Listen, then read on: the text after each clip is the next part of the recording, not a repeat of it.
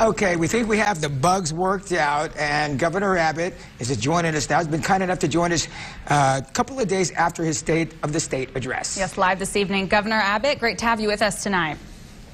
All right, you recently addressed the state. You had 5 emergency items that you highlighted. School finance reform was one, raising teacher pay, school safety, property tax, and disaster response. Now, you took a more bipartisan approach in that address, as abortion nor immigration were on that list. Why not? Well, as you listed off those items, you can see we have a lot to tackle. High demands, for example, one I know that exists there in Midland, Texas, and that is skyrocketing property taxes.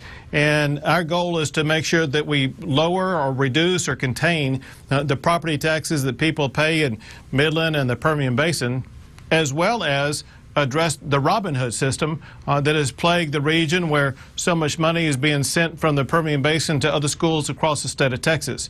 So our goal is to tackle these challenges.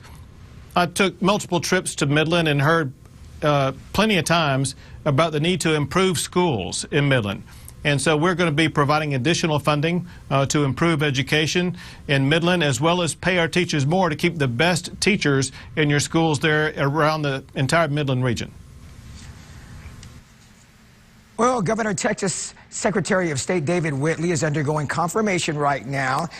He's come under fire for his assessment that 95,000 non-U.S. citizens are registered to vote in Texas. Many counties in Texas, including Midland County right here in the Permian Basin, say the local numbers from that report are not accurate. And 3 lawsuits have been filed claiming voter intimidation. Do you agree with Mr. Whitley's assessment of 95,000?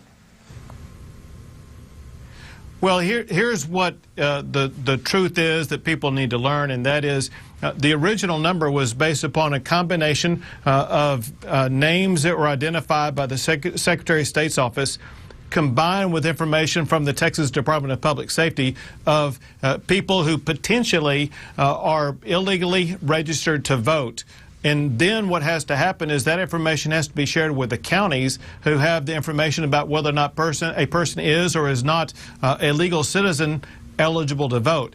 And so what the Secretary of State did was, in accordance with both federal and state law, come up with a list that had to be derived according to law and then sent to the county. So that's just the first step in this overall process that I think we can all agree upon, and that is, one, we don't want anybody who is ineligible to vote to actually be able to cast a vote, and at the same time we don't want anybody who is eligible to vote to be denied that ability to vote.